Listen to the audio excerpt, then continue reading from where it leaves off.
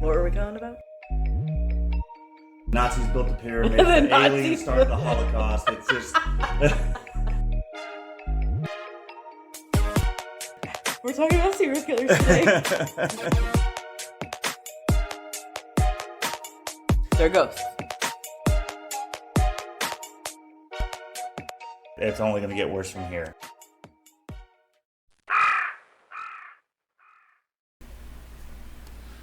Oh man, alright, so today, we're gonna be fucking nerding out, and I know we've done an episode like this before, but it's just too much fun to fucking not, you know, I really...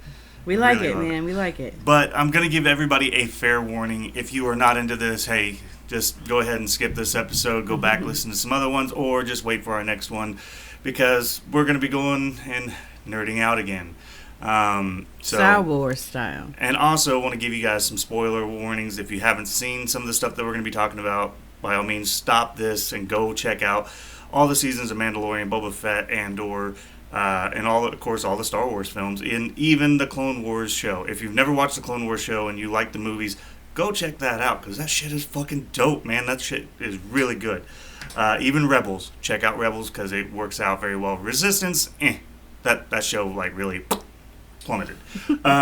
So now that we're getting into it, now that I've given you guys a warning, it's time to dive into a galaxy far, far away. And today we're going to be talking about the prophecy. The Chosen One. The prophecy of the Chosen One. And I can't wait to do this, because me and you, we started out this morning watching episode 2, and now all of a sudden we're just like we got to rethink this prophecy now. Yeah. So let's do this.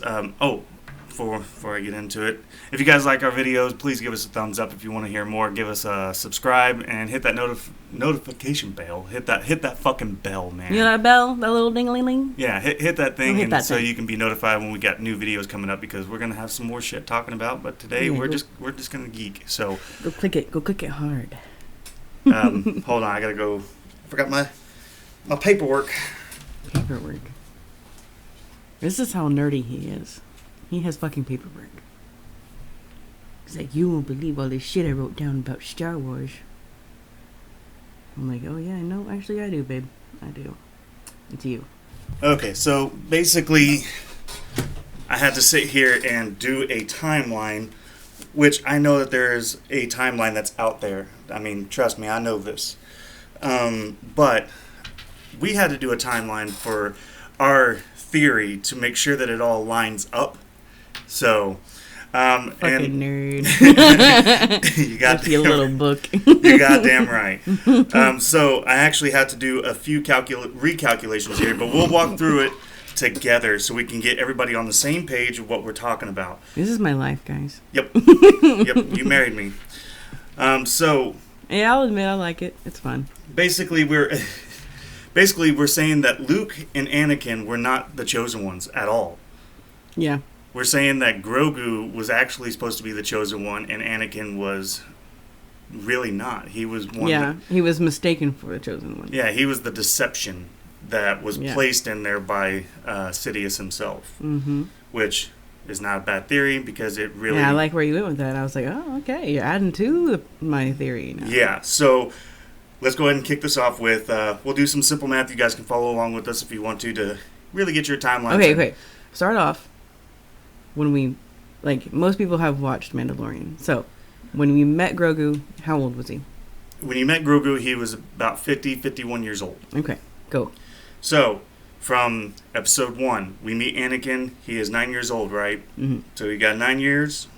Now, keep in mind, everything is going to be BBY or ABY, which is before the Battle of Yavin and after the Battle of Yavin. Mm-hmm. That's really how they categorize their timeline in Star Wars, so keep up with that.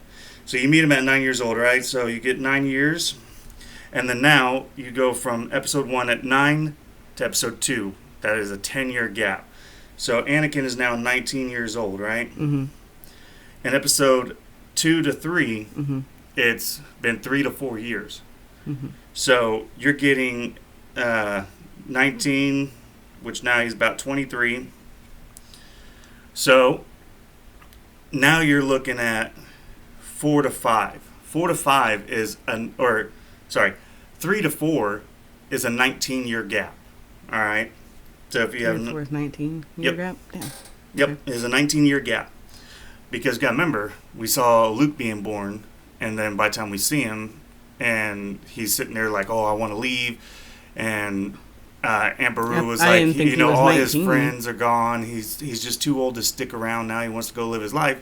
Yeah, he's 19 years old. I thought he was like 17 or something. And if you hear my chair squeaking, it's because I broke my other one, so I have to use this shitty one. So I You won't apologize. quit moving around. I can't help it. So yeah, he's so there's a 19-year gap. So let's see if we did.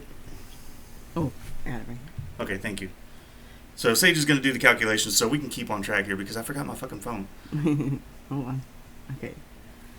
We got 9 plus 23. 20. No, wait. No. Start over. All right, so we're going to do this. He's 9 years old. Yeah, 9 years And old, then what was the next gap? 10 years, so 19. Okay.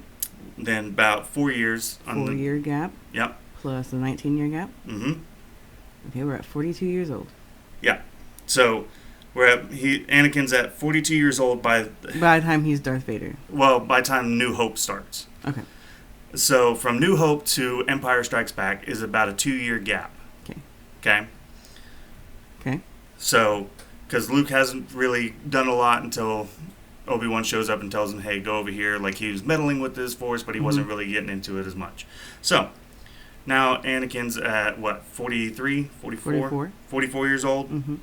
So, Well, Darth Vader is. Yeah. Mm-hmm. So, from episode 5 to episode 6 Mm-hmm. is at least a 5-year gap. It's a pretty big gap because Anakin, freaking Luke, really learned the Force. Yeah, and it really goes into depth of how You said long. 5, right? Yeah, how long Han Solo had to be in carbonite freeze. Yeah. How much? How did it not say? Did it not say how long he was in carbonite? No, they never really touched on how long he was actually in there. But Somebody out there knows the actual years. But This is our calculations. If you're going off of how long it took for the movies to actually come out and stuff, No, we're going by actual Star Wars years, not how long it took the movie. right? But a lot of times they do that. They go by the how long it actually took to come out and all that kind of shit. So we're gonna say roughly 5 years, which gives Luke plenty of time to become an actual knight and go through a lot more of his training. Yeah, So we're gonna go with that. And how old is Vader now? he is 49 years old. Vader is 49. All right. Mm-hmm. So here's the thing. Now that the Empire has fallen, the Battle of Endor has happened, and everything's over, the Mandalorian picks up 5 years after the Battle of Endor. That's why I don't think some of these gaps. I think you've made some of these gaps too big. I didn't. This is what they did. I'm literally going off of what they have. Okay, so 5 more years after that. Yes. So plus 5. Well, spoilers, but Darth Vader's dead at this point. And the First Order is learning to rise. So where are we at now? 54. 54 years. Mm-hmm. So if Vader had lived, he'd have been 54 years old by the time Grogu was found, right? And Grogu was 50 years old, 51 when we found him, okay? I think that report of him being 50 Mm-hmm. was from back during Empire Strikes Back. How so? Because that, it says in the report, but they've been looking for Grogu for years. But the report says he was 50. But they've been looking for him for years. So he can't still be 50 years later. It's not like they go back and edit the report and say oh, well, we didn't find him. I think he was 50 when Anakin fell. Is that possible? That could be possible to where... No, we're just building a theory, and you guys are along for the ride. Yes, you are. And that could be for the fact that, like you said, the report is saying that this container is 50 years old. Yeah. But he could actually be older at the fact that the report could be lost. And all the knowledge that they have is that he... Yeah, and this is just a theory. Well, what we're getting at, we'll stick with what we're getting at. Okay, so what we're getting we're at... at 54 years old right now. Mm-hmm. If Vader lived past Endor. Yeah. If he was alive during the beginning of Mandalorian. Mm-hmm. Which only makes him, per report, 4 years older than Grogu. Yeah. But, like I'm saying, in the report it says he is 50, but, that they've been looking for him for years. So it could have said he was 50 when the report was first written. And they just don't, they're not going to edit it every year saying, well, we didn't find him in a year, so he's 51 now. Or he's 52 now. It's just going to say 50. Right, because even in the show The Mandalorian, you get your own time gaps in there too, where Luke comes and gets Grogu and takes him with him, and Grogu actually spends 2 years with Luke, which rarely, it's like a real quick glimpse or saying that they put in the show that you really got to pay attention to, that he only spends 2 years in there. And I think it was mentioned in Book of Boba Fett and not The Mandalorian. So yet again, you got to go watch that to kind of keep up with it. But at the same time, so now you're getting Grogu, who's a little bit older, and you're thinking, okay, he's about 50, 53, 54, somewhere in there. Mm-hmm. But yeah, I could go along with the fact that he was born a little bit younger, or before Anakin was. And yeah, I think he's a little older than everyone thinks he is. yeah. Now, the question that a lot of people have is it Yoda's, or is it Yaddle's, or is it both? Are they... Or is it neither? And that's my theory. I would say neither. I would say neither for the fact that Yoda and Yaddle, they were in the order for so long. Because we don't know exactly how old Yaddle was. Yaddle could have been older than Yoda. And we don't know anything about their species. Yeah, we have no idea about their species. But it goes on the lines that where we're going with this whole, he could have been the chosen one. Instead of... That's the first time you've said it, actually. What? We haven't actually said Grogu's the real chosen one yet. Yeah, and that's what we're getting at today. Our theory. I know is he saying, just dropped the ball on the yeah. Grogu's the real chosen one. That's what we're trying to get at. Okay, so like I said before, we don't have scripts or anything. We just going off of our own deal. So we don't ever have scripts. No, we don't. But we normally at least know what we're going to talk about. Yeah. We don't today. You were theorizing along with us. We have no idea what we're talking about. But we're going with this that Grogu is the chosen one. That he had been in hiding for all these years. He was in hiding right as Order 66 happened, to where he was kept away and that machine was keeping him alive. We do know that. Right. That's facts. That's Yep, canon. that is canon. So now we're saying that Grogu was actually meant to be the chosen one before Anakin ever came to the council. Yeah, he existed. Like, they were born around the same time is what we're theorizing. And that he's the real child from the prophecy. And that Anakin was placed into the prophecy by Palpatine as a deception.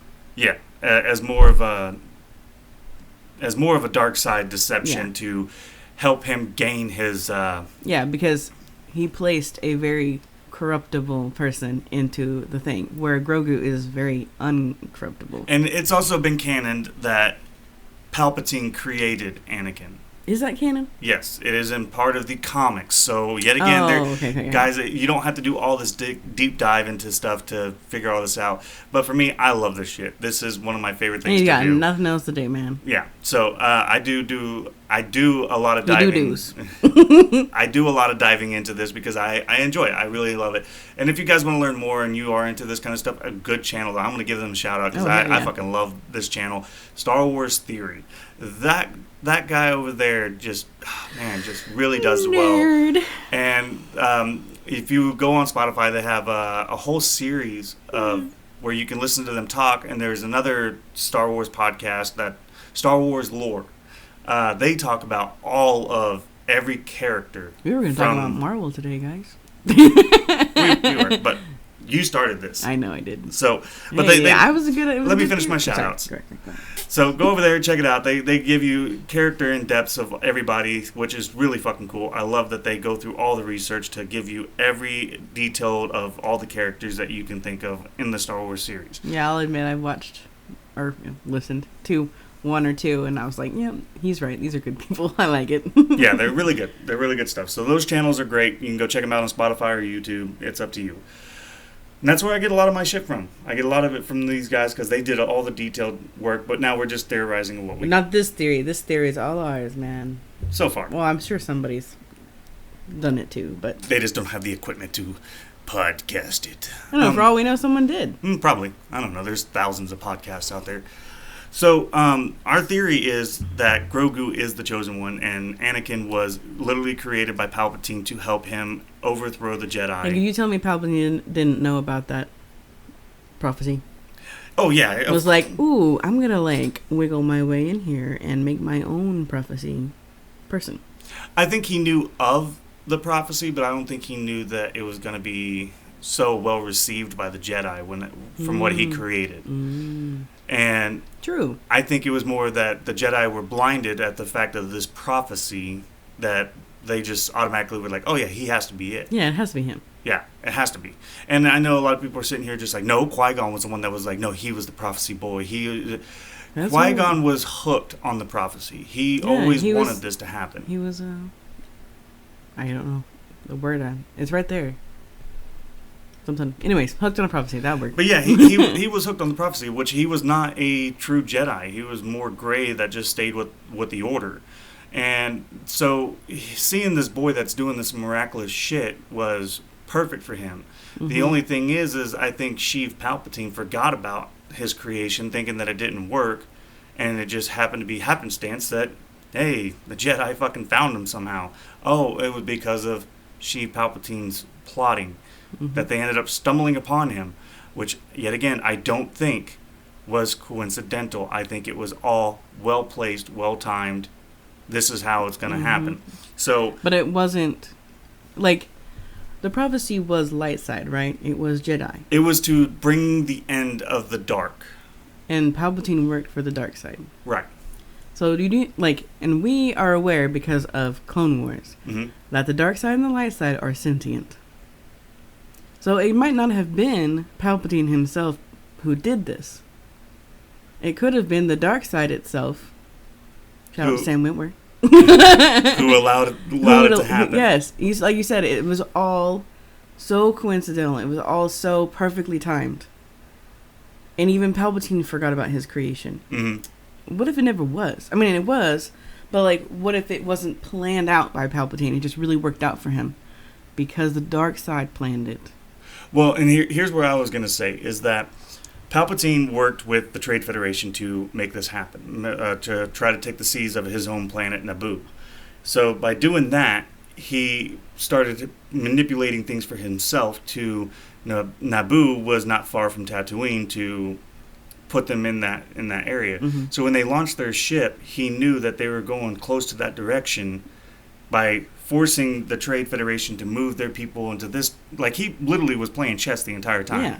To where he was like, hey, move your guys here to force them to go out this hangar. So you think Palpatine did it on purpose? Yes, I think he was having a lot more to do with it than what we knew, because at this time he was just a senator. He was a nobody, so he had a little bit more free time on his hands to do a lot of this plotting. To where he got them to go out this hangar, to where they go out, and as soon as they leave, they get shot. And now they're crippled enough to where they can't get all the way to Coruscant. They got to go to the next planet over, which is Tatooine. Which means they were actually heading in the wrong direction of Coruscant, because Tatooine's on the outer rim, Naboo's more into the core worlds. Mm-hmm.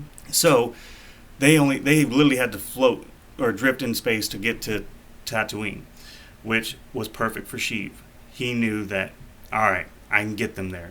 Say Palpatine. Some people might not know that his first name is Sheev. Yeah, which, by the way, if you guys didn't know, that is his actual name, Sheev. Sheev Palpatine. But, so... He sends them that way, so he gets them there, and he's just like, okay, now I've got you guys. You're gonna but I get it. That does sound good, but I like my theory too. No. I feel like it was the dark side because it was a light prophecy, so the dark side, of course, would make its own. The sides have to be balanced, right? Yeah. So there was, of course, going to be a dark side prophecy made at the same time. Now, and that's where I was going to lead into this too. Oh, okay. Was that. Even though this all seems very strategic and coincidental at the same time, which is an oxymoron and all that kind of shit. It can't be strategic and coincidental. Right. But it really seems that way when you watch these films and learn about the lore, that it'd be more of Palpatine would have met the light and dark side at that time and found his role of where he belonged in the galaxy. Yeah. For his quest of power. Yes. Yeah, I like that. Because there has to be a balance. And so Palpatine choosing the dark side wasn't evil. It was balance. Because there was so many Jedi. it was already out of balance because there was so much light. I know that sounds like a good thing, but the Force itself even says there has to be a balance. Well, and it also goes on his crusade of peace. He's always preaching peace. We are not Team Palpatine Yeah. by any means, anybody. No. No, but that goes along the lines of him always having that crusade of, I want peace. And the only way I can have peace is by doing it myself, by making these rules and all this and that to keep order and justice and all that kind of shit. Yeah, but you can see where he lost his mind. You can see the plan in the chaos. You can see where he's coming from. But it goes on the same lines of why, when you see Vader almost killed all the time, where she or Palpatine was willing to let Vader die. He was willing to let him die many times. Why? Because he saw the prophecy that Vader was to kill him. So he knew that he can get Vader to do all this stuff for him, but he knew he was going to die by his hand if he didn't fucking get rid of Vader somehow. And he knew he couldn't do it because, yet again, it goes on the lines of Harry Potter thing of Horcrux. Vader was a part of Palpatine, so he himself could not kill Vader. I like it. Or he would die as well, so he needed somebody else to fucking do it. Yeah. And that's why he was willing to let Luke, Starkiller, all these other people that came so close to killing Vader to go ahead and do it. Get him out, get him off the fucking board, because if not, I'm gonna die. Yeah, it's like if he gets off the board, then I'm not off the board. Exactly. And so that's where I like the fact that, he's seen the light and dark side and met with them and seen his prophecy and seen that come. his prophecy, his role is dark side. Yeah, I like that. Even though no matter what anybody was doing, they could not stop what he was going to do. Yeah, because it until was a Vader, part of the Force. Yeah. It was the plan, the ultimate plan. That was He the had to true be- prophecy. Yeah, I like it.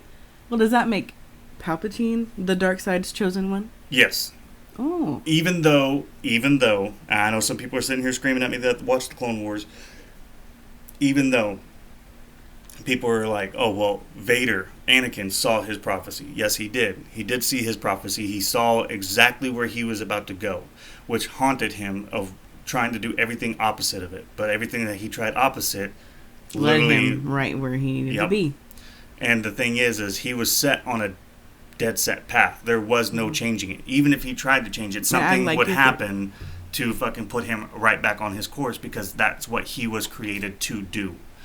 The only ones that had more of a choice was Luke and Leia, because they weren't created For the prophecy. for the prophecy. They were actually happenstance, because it wasn't even shown in the prophecy that he would have kids. Yeah.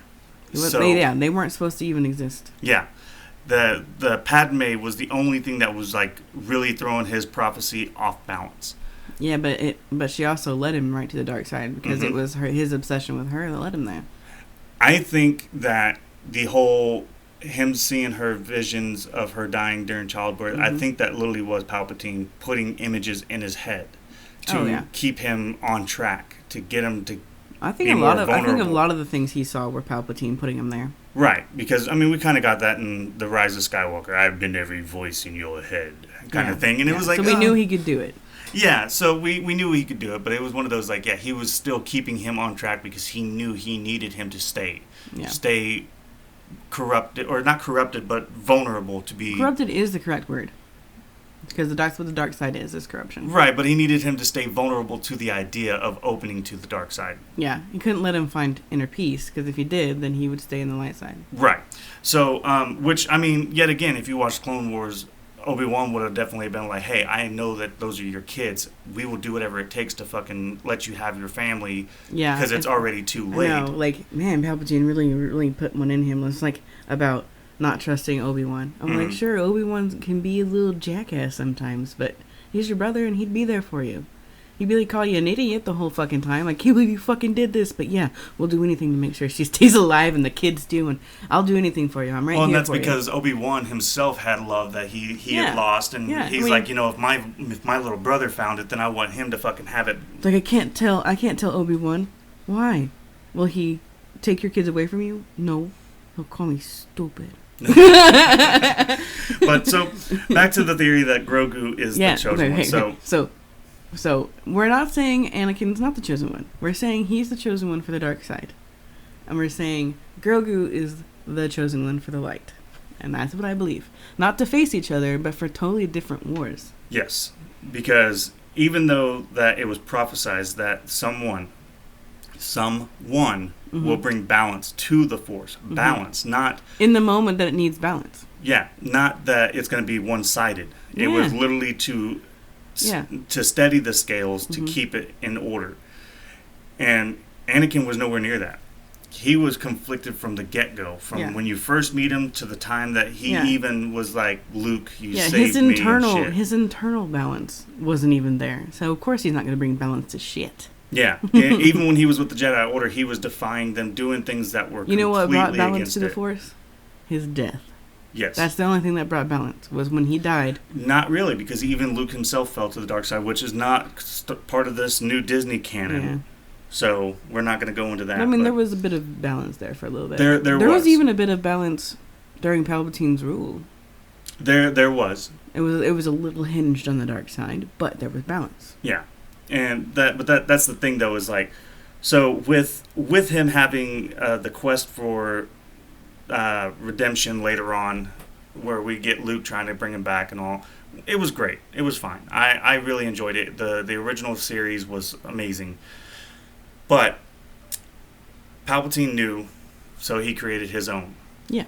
And I think the reason why he did that was because Yoda or Yaddle, or both, I honestly think they are the parents of... We just talked about earlier that they're not.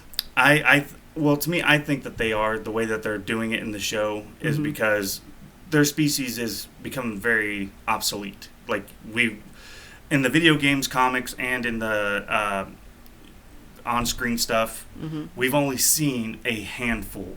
Not even a handful. Like, the handful means 5. I've seen 4.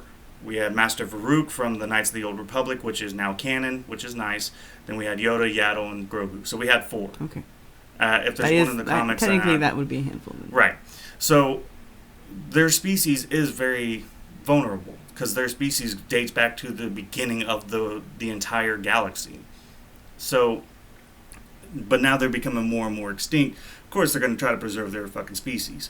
So I'm going to go with the way that the series is probably going to do it.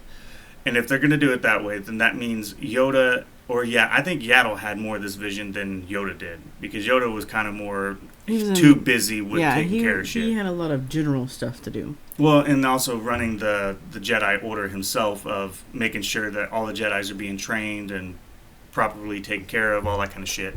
Plus his diplomacy inside the Republic and all. So I think Yaddle had this vision that during this time that she was met with by the light side of the Force by saying, hey, you are going to need to procreate. You're going to need to have an offspring because your species is so powerful with the Force that you need to have something. That's why I think, we'll see, Anakin was born without a real father. Right. That's why I think Grogu was too. And if so, I think it was done by Yaddle, that she was able to, what does that kind of breeding happen where... Asexual, yeah, where she was able to do it herself. But by doing... A lot of lizards do that, and they're a reptilian species. Right, but she could also been using her side of the Force to help create as well. Yeah. Which, if that's the case, the dark side could have picked up on that and said, hey, you got the power to do it too. See, that, you know what solidifies that even more? Did Anakin's mom choose to get pregnant? Or was she forced to get pregnant? And that's very dark-sidey, right? Dark side will force it into you. It won't, like, you didn't choose this. You know, it's a there's aggressive force. The light side is supposed to be soft. You know, it's your choice. It's your option. It's what you want to do. Mm-hmm. Like, you have to choose it. The dark side forces itself upon you.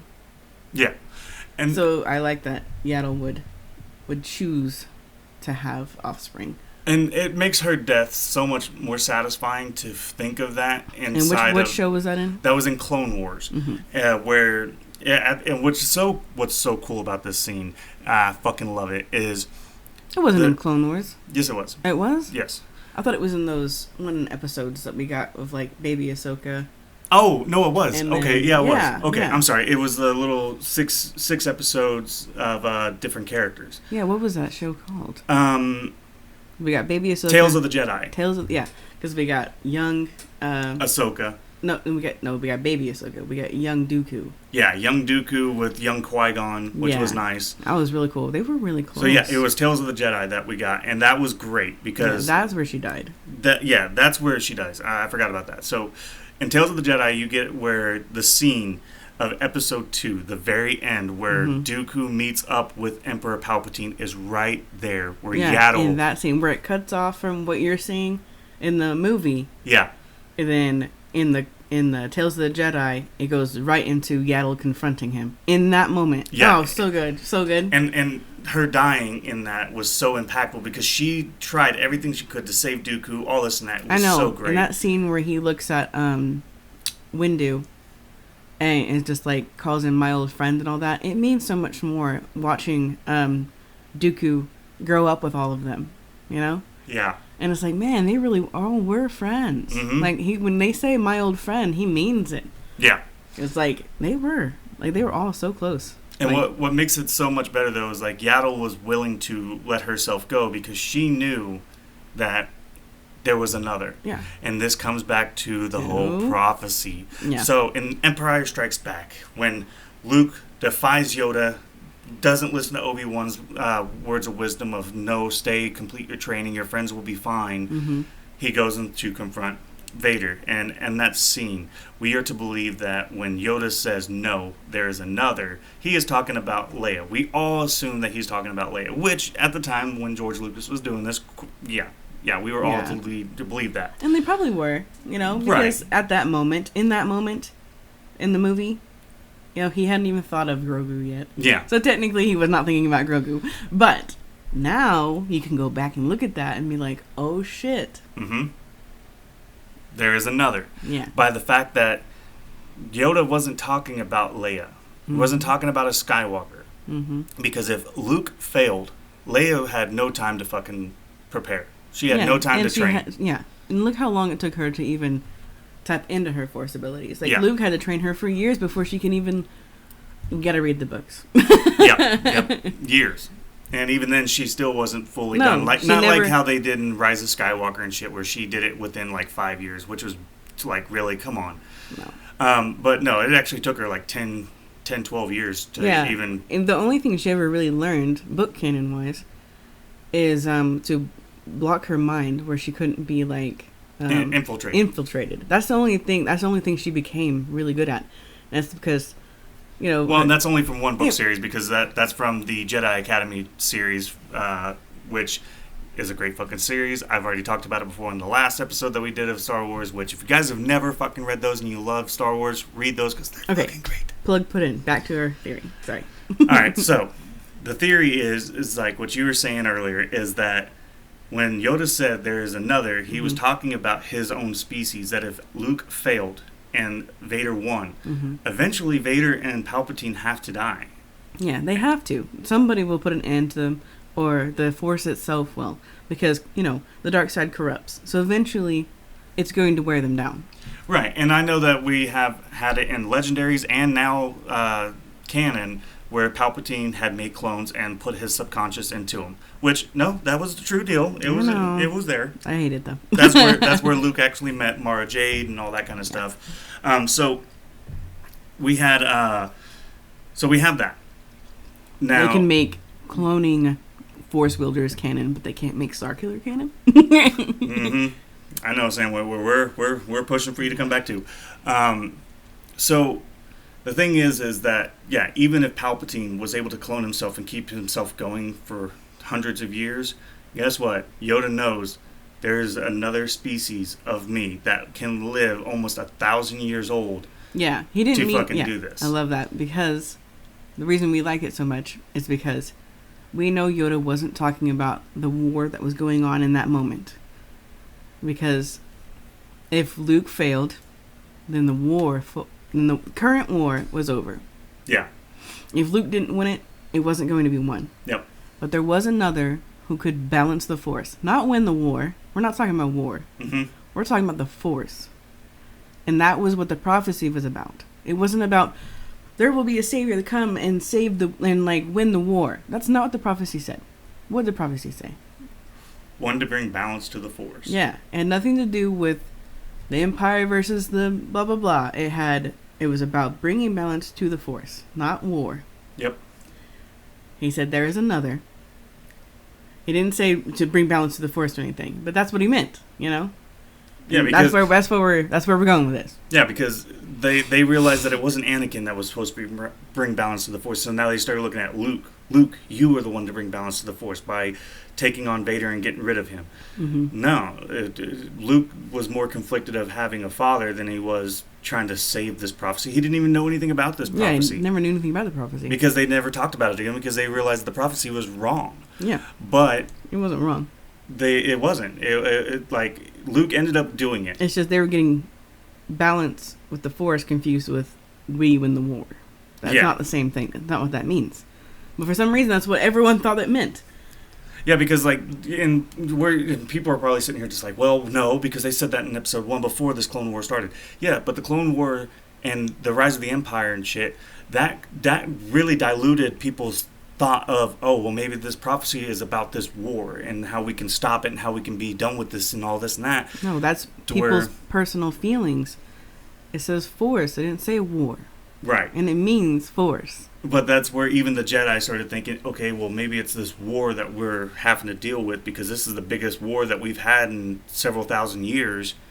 Maybe this is the one that will bring that instead of it saying the Force, it's meaning this war, which a war is a show of force. I got you. And so that's where they could have got lost in the thought of maybe that the prophecy was talking about this, and Anakin was the one to bring balance to this war, which he did.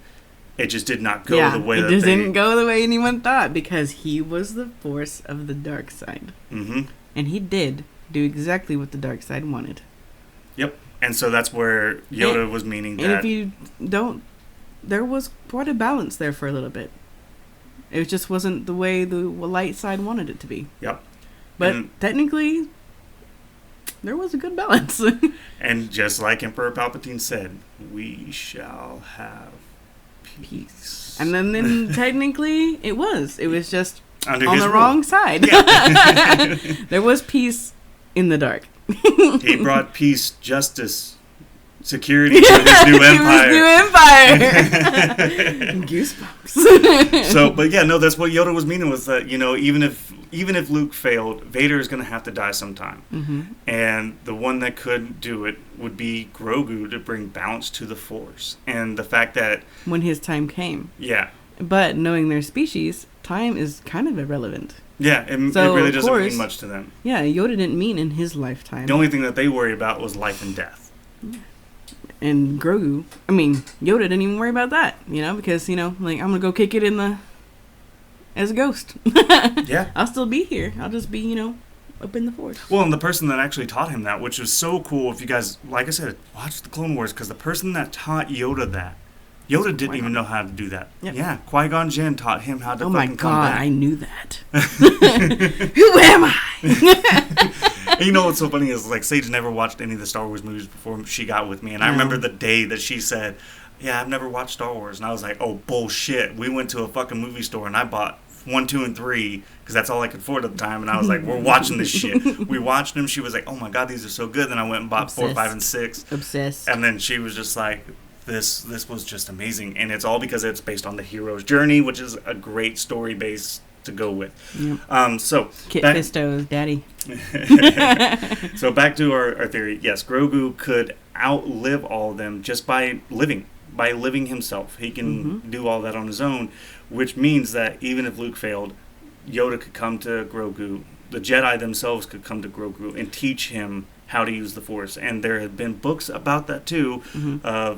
I remember reading these. I can't remember the name of them, but these 2 kids were lost or stuck on this abandoned freighter, and a Force ghost comes to this young girl, and talks to her and helps her, guides her to use the Force to get out. It was really good. I really loved it. I can't remember it, but it was... I wish you could, because that sounded good. Oh, it really was. It really was. So it's not far-fetched, because it has been done before. And it was kind of like what Luke or Obi-Wan was doing with Luke, so it's not that far-fetched either. But it could have happened. If Luke had failed, Yoda knew that within time, within at least 100 years, Grogu would have been old enough to start. Yeah. Because no one put a time limit on the prophecy. Yep. There was no time limit. I know, and people act like there was. Like, if it didn't happen within the episodes 3 and 5, then it wasn't real.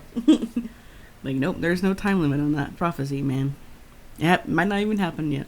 Yep, so, like I said, we were a little bit off track on that, but we at least got the gist out that Grogu could have been the fucking prophecy, and now that he is found and being trained by the Mandalorians, which were not that fucking far different from the Jedi way, just in a different aspect of their religion.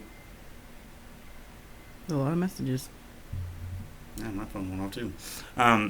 That we would have gotten the prophecy eventually. Yeah.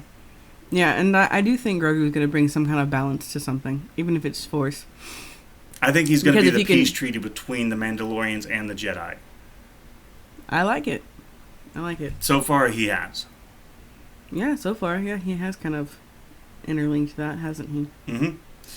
So, can we get on to this next topic that I really am so excited to talk about? What's this next topic? Tell me. Kathleen Kennedy almost being gone from Star Wars. Oh my god, everyone's talking about that. Oh my god, I can't wait. Please get rid of her. Please fucking get rid of her. Alright, I am so fucking ready for her to be gone. Well, so many people are saying it's inevitable, so I'm thinking it's really actually happening this time. Yeah, and but they did say that last year, too. They did, but hopefully with this Indiana Jones failure... Yeah, apparently Indiana Jones is supposed to be her last movie. But she has prodigies that I'm worried about. Mm-hmm. Well, because... I was like, because they're not getting fired, just her. Well, Jon Favreau, who is done The Mandalorian, has done so many good films, like started the whole MCU and started this whole rebooting of Star Wars to give us something that we like, has fired his entire team for season 4 of The Mandalorian. And it was because he got tired of all the Kathleen Kennedy acolytes to fucking stick around trying to tell him how to do things, and I'm just like, nah, man, fuck that. Because he wants to drop more cameos. He wants to give us some more Luke and more other characters that we know that where they're no longer part of this canon. We do not talk about them. He's trying to give us some fucking awesome shit. Like, I'm sorry, Luke Skywalker's wife, Mara Jade, loved to fucking have her. All right, she was a huge part. Yeah. A huge part. I don't know how they can go back like that though, because freaking Luke is dead. What? No. I don't know. I don't know how they're gonna do it, but they're gonna. He was wanting to do that, and Kathleen Kennedy's acolytes are like, no, we're not gonna fucking do that. We don't need no more cameos. We don't need no more George Lucas bullshit. Mm. We need to fucking move on because George doesn't know anything about Star Wars. Fuck you, alright? He knows everything because he fucking did it. Yeah, it's like acting like the man's dead or some shit. I know, right? And George Lucas is so pissed. He's like, I should have never fucking signed over. Like, I really should have never gotten rid of this because, at least to you guys, because Jesus. She's running it into the ground, so it's kind of affordable for him to buy back at this point. Right, and like, so just buy it back, dude. He can't. Yeah, and he doesn't want to because he had his kid, and that's why he kind of sold the franchise because he had his kid. He wanted to spend more time with his child. And he didn't want to be an absent father spending the next 10 years doing more Star Wars stuff when he did that with his other kid. So now he wants to try to make up for that with this one. Yeah, fuck that other kid. Well, his other kid start over. his other kid got to play a really cool part in episode 3 where Bail Organa shows up to the temple as it's being attacked. And that kid Jedi that jumps over starts slaying some of the clone troopers. That was George Lucas' son. Oh, okay. So we had that, but he was talking about bringing in Mara Jade. I was like, fuck yes, that's so cool. And then even talks about bringing in a video game character. All right, this character from Dark Forces, Jedi Outcast 2, like all this, like and Jedi Academy. Fucking loved it. His name was Kyle Katarn. And I was like, hold up. You're wanting to bring Kyle Katarn into this? Yeah. That's going to be... He squealed when he heard this, Oh, guys. I did. I was just... oh, man. It was so cool because I loved those games growing up. I know. You and I was just pause that shit. We're like, babe, listen to this. I did. And that's why I'm just like, get rid of Kathleen Kennedy. Save us this headache of all this fucking destructive feminist power movement that they're doing. Yeah, because false feminists. Yeah, because I'm not against feminism whatsoever. And But false feminism, yeah, where it puts it down, yeah. Yes. Because, like, they're saying, especially after hearing what the Star Wars Episode 9 was actually supposed to be, I'm like, that's where it should have been. But her destructive feminism was like, no, we're not doing that. We're not going to go down that route. And I'm like, man, fuck you, because that was great. The actress Daisy Ridley, who played Rey, was upset about it, too. And I'm like, why are you upset? You actually had a great character build, a good arc, and you still came out on top. So why the fuck were you upset about this? Like, that was really well done. And if you guys want to know what that is, it's literally called Duel of the Fates. You can go online, listen to that, and see what your own opinion. Do not recap it, please. No, I'm not. I'm not going to recap it. But you guys can go on there and check it out because it was really good. It was a really good story. It was a great... Some of it I wasn't a big fan of. Like Kylo Ren's part. I don't like it. Yeah, It did not make Ren's part sense to was- me at all.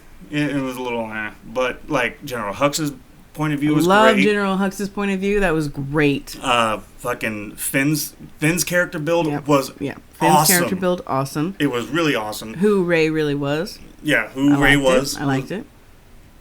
It made more sense to what we already had.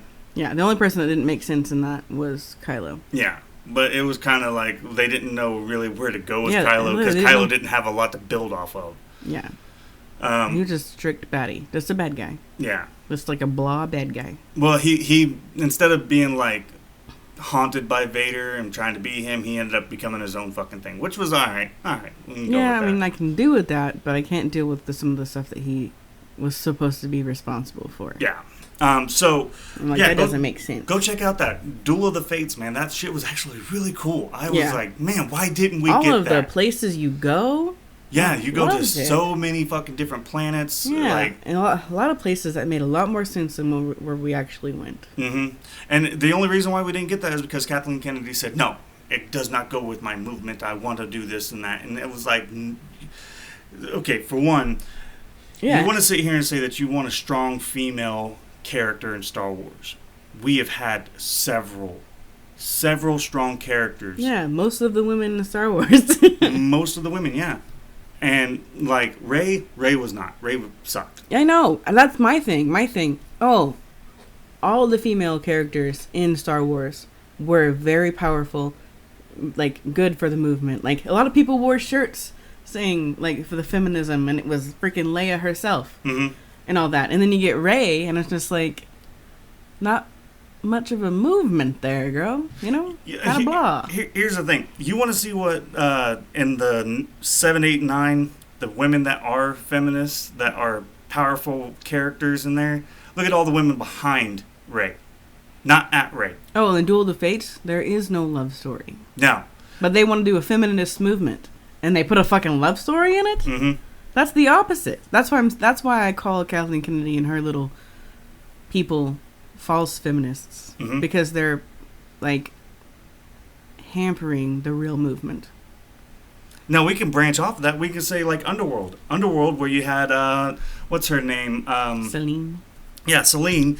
She was a very powerful, strong woman who had a love story, had a child, had all this and that, but she never lost. They fucked it up and they brought the kid in. Yeah, they kind of did. Awakening was a little.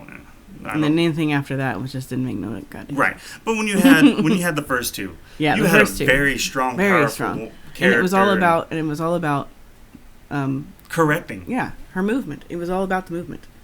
Like it wasn't even like her and Michael's love story was literally like the side. You know, like they had like one fucking kiss, and it was just so she could handcuff him. Yep. Now, so going back to Star Wars, we had Princess Leia. Don't put me on that. You know, it was my fucking favorite movies. We had Star Wars. Star Wars, we had tons of female characters that were very strong, powerful, and you could get not behind. At the beginning, because a lot of people make fun of that there are no female characters. There's no females in space. Right. Well, we had Leia, and Leia was. It was like Leia and that one other chick. Leia Mon Mothma. Yeah, they make Mon fun of it. Mothma was on the screen for a short amount of time, and yet you would be like, I might want to listen to her. Like, yeah, that was one of Kathleen Kennedy's biggest mad things. Yeah, she fucking hated her. No, not Mon Mothma. She hated Luke. Luke. Oh my god. Wait. George Lucas. Thank you. Yeah. She hated him because how patriarchy. that Star Wars was. It was a boys' table type situation. Yeah. Two of the most powerful people in that show were women. I don't understand where she came off with that. Yeah. It was like, literally one of the main characters was like, that was royalty, that was in charge of everything, was a fucking woman. And then, when they go, when all the rebels come at the table and all that, and they're like sitting there like saying what's the next plan, Mon Mothma was the one leading the thing. Yep. I was like, women are the ones that are in charge. What the fuck are you talking about? Yep. And then we had Jen Erso. Jen Erso, man, she was very, like, a strong fucking female character. And guess what? Kathleen Kennedy had no control over that movie. They just said, Rogue okay. One? Yeah. She didn't have any control of that? No, she didn't. She just said, okay, yeah. That movie was really good for feminist movement. For women empowerment. Yeah, because it was all her choice. Yeah. Like, she chose to go save, like, to become a rebel, to do what needed to be done. Like, that was a very strong movement. Like, she could have said no, and they would have let her. Been like, yeah, you don't have to, Yeah. But she chose that, and that was that's very feminist. And the fact that when she decided to actually join or be the rebellion, she went all in and even died for her cause, which inspired other people to be like, I want to join the rebellion. Yeah, I want to do that too. So, I mean, you can't say that there is no feminist deal, there's no strong women in Star Wars, which is bullshit, because, come on, we got Ahsoka Tano, who was an animated character, but now is done by Rosario Dawson, which is awesome. She is fucking great. They had like a hardcore chance to show that off much. But we're about to. We're about to get a whole show about it. But even then... But isn't she the one in charge of it? Well, I don't know. I think that's more of Favreau or Filoni, one of the two. But, like, even then, those guys... Filoni created Ahsoka. And even in the animated series, she is very strong. She's very, very leader type to where you could follow her. And she had her own battalion of troops. Which one did you tell me about that did Avatar? Avatar: The Last Airbender? Oh, Dave Filoni. Okay. Yeah. If he's the one in charge of Ahsoka, then then we're in good hands, because that fucking show is has shit ton. Oh, Last Airbender? Female leaders. Yeah. Of strong female women in that show, man. Mm-hmm. And there's whole episodes that are just about that. And that's what I'm saying, though, is like Kathleen Kennedy has no idea what the fuck she's talking about, because honestly, some of people's favorite fucking characters are the women. Yeah. A lot of these women that are out there, you see them wearing Leia or Jen or Ahsoka. A lot of Ahsokas. Like, you see them wearing these because they're powerful women to follow. Yeah, even some of the dark side has really good female roles. Saz Ventress was a fucking good one, because even though she was a puppet for a while, she ended up becoming her own thing. Yeah. And, she was still bad, but she kind of, like, helped the light side there for a little while. Yeah, she was more of like, I just want to make a path for myself, and this is how I'm going to do it, which is what a strong woman can do. A strong leader in general, like, fuck being a man or woman, a strong leader in general will decide for themselves of what they can do and what they want, that they'll get people behind them to follow.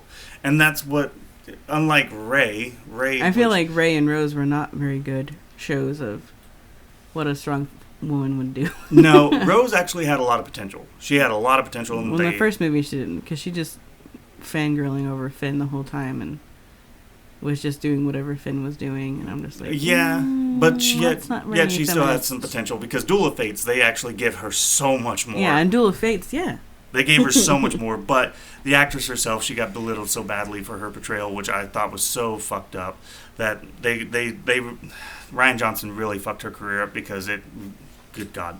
So, but we had... I think she went on some kind of bender in between the movies, because from the first movie she's in to the second movie, she looks rough. Yeah. She looks rough. Like, that girl went through some shit. Yeah, and guys, keep in mind, they're actors. They're doing what they're told to do, okay? They're not... We've watched a lot of podcasts, and actors have become real people to me. I'm just like, they are real people with real feelings. Mm-hmm. And they're just doing the best they can, man. They're doing what the director is telling them to do. So you can't hate on them too much, because they're giving the performance that the director is saying. Like, if you want to hate on anybody, hate on the directors, okay? Hate on the fucking directors, because they're the ones that chose to go that route. But... yeah, can't even blame the writers, because You can blame some of the writers. You can blame some of them. Some of them, but the show does what the director wants. Mm-hmm. The writer might have write the script and all that kind of stuff, but the director's like moving the shots and all that kind of stuff. And if they don't like what the writer wrote, they're gonna do their own thing. But so yeah, the whole fucking feminist deal I think is absolute bullshit. Yeah, it's a facade for her own content, like for her own manipulations and all that. She's just wearing a mask of femininity, and I'm like, that's not what femininity is. You don't know what it is. Go away. And here's another thing is like I get tired of seeing all these actors coming on board. That when you see them behind scenes talking about Star Wars and stuff, and they're just like, "Oh, I've never seen Star Wars. I don't know anything about it." Oh God, that really pissed me off. Then you should not fucking ever be in these films. You should not, because if you are not going to do your research, your homework, and all this and that to actually understand the world that you're getting into, I feel like that puts such a bad name on the show, on the movies, on the shows, and on the actor. If you don't do your research, like so many actors do that. Yeah, I think they all should. Look at Lord of the Rings. Lord of the Rings, when that was created. Now, I'm not a huge Lord of the Rings fan. Not at all. He just watched one recently. I did. But I'm going to say this, that you can tell that these guys read the books to come into this and actually know how these characters would move, act, all this and that, because they did their research. They did what was already there and said, okay, if this is the character I'm going for, this is how I would do it. And they're complicated characters. They don't exist anywhere else but in those books, so you kind of have to. And then you get people like the Solo movie. Good God, I fucking hated this. I hated this part. The woman that played the fucking droid, which was too goddamn sentient, I fucking hated it. Yeah. Like K2SO was good because he still acted like a robot, just with a more logical reasoning of why he was saying some of the shit he was saying. It was calculations, not really logic. Right, where this one was like, oh yeah, no, I'm fully sentient. I'm a complete. She was fully sentient, willing to fuck a human. Like, come on. No, not even willing to. They said they did. Well, she said they did. Yeah. Because who was talking to her when she was talking about that? Oh, Han Solo's old girlfriend, that chick. Whatever, yeah, she goes, "How is that even possible?" And then she's like, "We made it work." No, yeah, she says, "Oh, it's very possible." Yeah. And I was just like, that's gross. Yeah. So my thing is that actress, when she went in to go do the audition for this, she's like, "What the fuck is a droid? I don't know anything about this." Do you even know what a fucking droid was? Yeah. She's like, I've never watched Star Wars. What am I supposed to... Then what the fuck? And whoever fucking casted her, I'm just like, really? Really? Yeah, and then they chose her. I'm like she said, she came into the thing and did it. She said, I'm just going to do it in a normal voice because I don't know what a droid is. And then they're like, that was really good, but could you do it more droidy? And she goes, I don't know what you really mean. And then the person does the little robot arms. And she goes, oh, it's a robot. It's like, you motherfucker. And then redoes it. Mm-hmm. And then gets the fucking part. And also, here's another thing is she's the one that just did this Indiana Jones movie. Yeah, she was the director. Director and starred in it. And they were trying to push for her to be the next Indiana Jones. Oh, God. Okay, so... but yeah, no... Man, that freaking droid has really ruined you of that woman. She has pissed me off because at the fact that she didn't know anything about Star Wars. Now, I get it. A lot of actors are like, yeah, I don't know anything about it. But they go back through and they watch it to kind of get the feel of what they're about to be in. You don't care if... At least get on your fucking phone and look up the word droid. You gotta figure out what it is real fucking quick. What's droid? What is a droid? I don't know, but I'm gonna go into this thing tomorrow and do it. Mm-hmm. Why don't you just get on your phone and say, what the fuck is a droid? And then you're gonna be like, oh, okay. Mm-hmm. But that, stupid bitch. And that's my thing though. Is like, if you're gonna do these things, at least dive into it. At least fucking do a little research. Or just if you're gonna do it, go all in. Go all in on it to do the best you can. I think Sam Witwer has really ruined us of who should be in Star Wars. No. Okay, well, he has ruined me of who should be in Star Wars, okay? Because that man was a huge freaking Star Wars nerd, and he did all this shit, and that's what got him in Star Wars, was how nerdy he was about Star Wars. Yeah, because there was even an episode in the Clone Wars where, because he also did the voice of Maul. And the Dark Side. And Darkseid in the Clone Wars. And Palpatine. He did that in the video game, in The Force Unleashed, the first one. Emperor Palpatine. I don't know if he. It wasn't. No, he did a couple episodes. He said Did he he? was like in 8. Okay, I couldn't remember that part. Yeah, no, yes, he is a nerd, and I'm saying that the reason why he was a nerd, and one of the best things is that which Dave Filoni, when he was creating that show, he was on the phone with George Lucas all the fucking time, talking to him about where things should go, all this and that, to where there was a time when Anakin meets the dark side, meets Sam Witwer's character. And Dark side, yeah. Yeah, and he was sitting there doing his visions and stuff, and he sees his mom, and he's like, "Oh my God, you should meet Padme. Like, she is so lovely, all this and that." Mm-hmm. Sam Witwer actually was just like, "Excuse me," raises his hand and was like, "Mr. Filoni, They have met. yeah, they've already met." And he's like, "Wait, what?" And he's like, "Yeah, in episode 1, they actually talked to each other quite a bit." And he's like, holy shit. So he had to go back through and rewrite that because Sam Witwer was such a fucking nerd. And that's what I'm okay with. I'm okay with those guys that are like that. But if you don't know anything about it, you don't know anything about your world that you're getting into, fucking go all out. Geek out on the shit. And if you got... I hate when people are like, I don't have the time. Dude, you got time. There is plenty of time for you to do research and learn things and all that kind of stuff. It's not that you don't have the time. It's just that you'd rather do something else. Right. And if you'd rather do something else, then go do something else and stay away from... Go do something else. Stay away from our universe. Get away from Star Wars. But no, I think that's the biggest thing. But I'm just hoping that Kathleen Kennedy is gone. I hope Jon Favreau and Dave Filoni get full rights over, because the higher-ups above Kathleen Kennedy who own Disney is kind of like, Kathy, you get the fuck away from this. Like you're ruining this. We just bought this, goddammit. Yeah, you're losing our fans. You're crashing this into the ground. Yeah, you're losing our fans really fucking fast with Willow. Lost a lot of fans with that. Like, Willow's not even on Disney Plus anymore.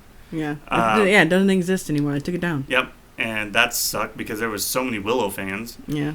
Then you had Indiana Jones. Yeah, I Indiana feel like Jones after this release, it's just gonna fucking fall. Yeah, And done. then now, of course, with Star Wars, for the last 10 years, we've been getting nothing but crappy shit. Well, besides the animateds and stuff like that. We haven't watched the new... I'm totally going to get off subject here. Mm-hmm. We haven't watched the new Indiana Jones, and I know you're not going to agree with me, but I feel like when they came out with the new one, it shouldn't have been... Oh God, who plays... What's his name? Harrison Ford? Ford. Yeah. I was like, Han Ford? Harrison Ford, it shouldn't have been him. It should have been Shia LaBeouf. Hmm. It should have been about him. Because that's what they were leading up to in the last one. Yeah, it should have. I know they're trying to erase the last one never happened. But I'm just like, a lot of us kind of liked that movie. Yeah. I mean, yeah. Okay, so we're not... I was going to say some really fucked up shit, but I'm like... I know you were. Let's not I know you that. don't agree with me, but thanks for listening. No. It wasn't agreeing. It was something else. So, but honestly, that's where we're going to leave this one today.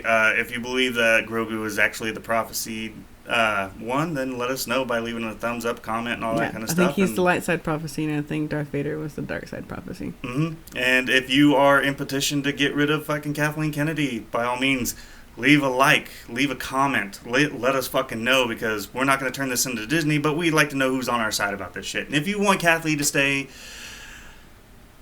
find a different channel, because this ain't it for you. This is not your channel. But other than that, guys, if you're out there living in a galaxy far, far away, just live it to the fullest. Go down to level 23 of Coruscant, see what they were supposed to be, and may the Force be with you. Yeah.